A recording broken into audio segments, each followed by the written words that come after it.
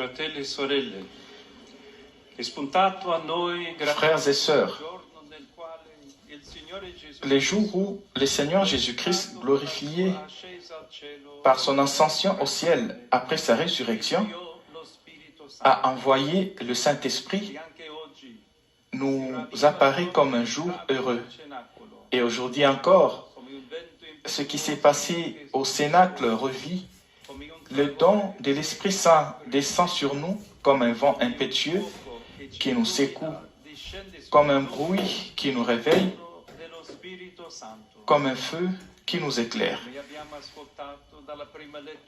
Comme nous l'avons entendu dans la première lecture, l'Esprit accomplit quelque chose d'extraordinaire dans la vie des apôtres.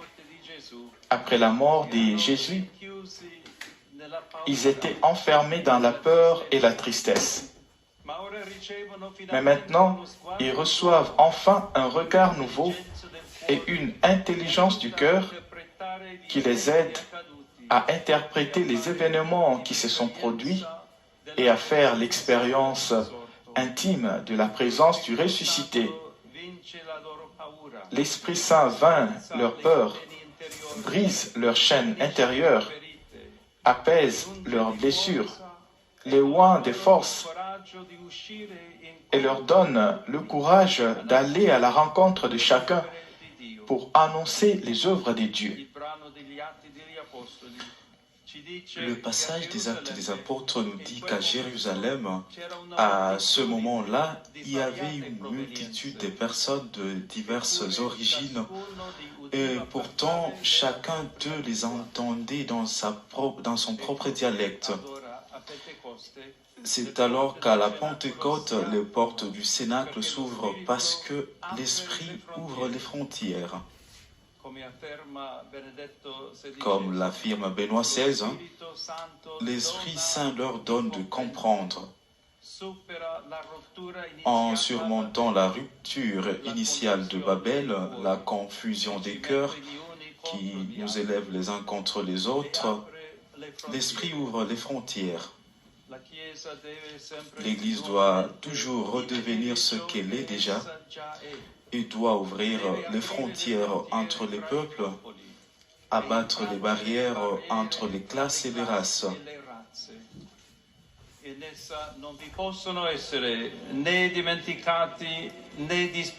En son sein, il ne peut y avoir de personnes oubliées ou méprisées.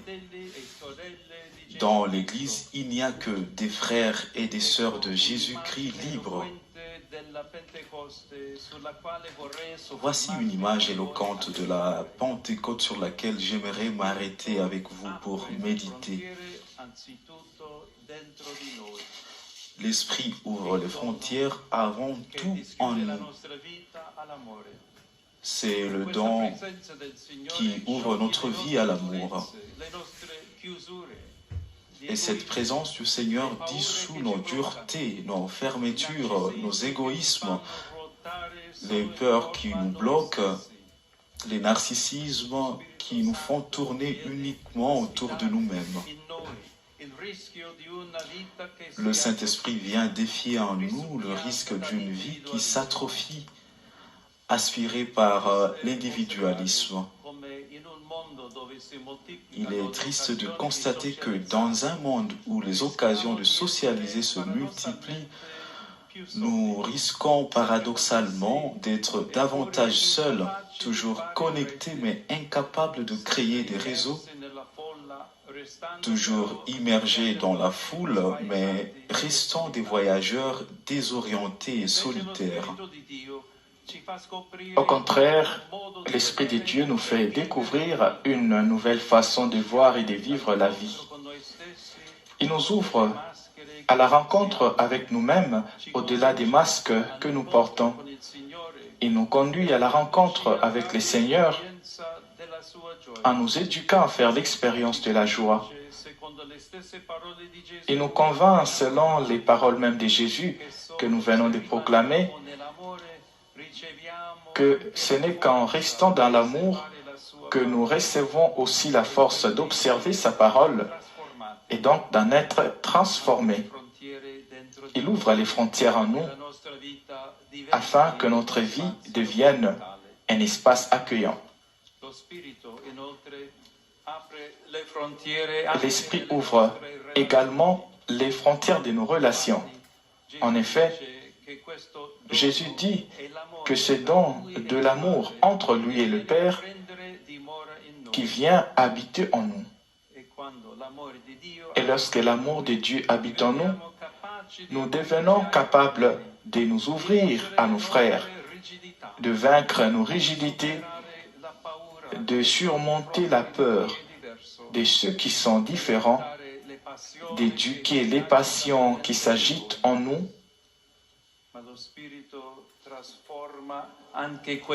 mais l'Esprit transforme aussi les dangers les plus cachés qui polluent nos relations, comme les malentendus, les préjugés, les instrumentalisations.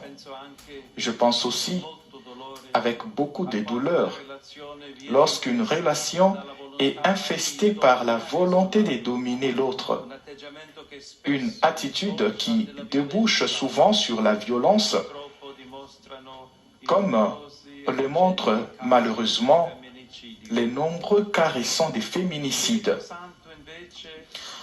Le Saint-Esprit, quant à lui, fait mûrir en nous les fruits qui nous aident à vivre des relations authentiques et bonnes.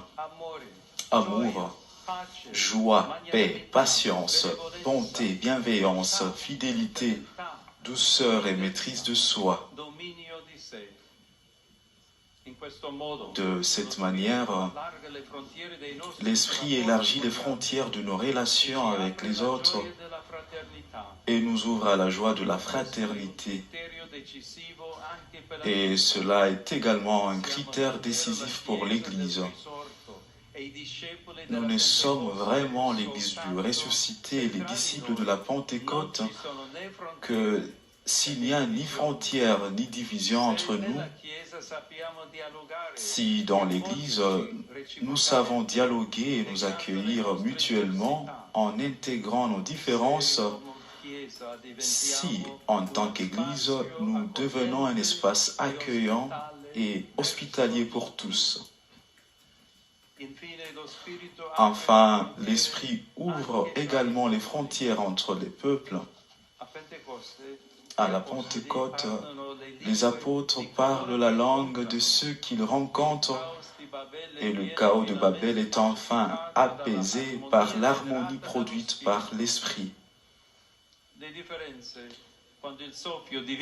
Lorsque le souffle divin unit nos cœurs et nous fait voir dans l'autre le visage d'un frère, les différences ne deviennent plus une occasion de division et de conflit, mais un patrimoine commun dont nous pouvons tous tirer parti et qui nous met tous en chemin ensemble dans la fraternité.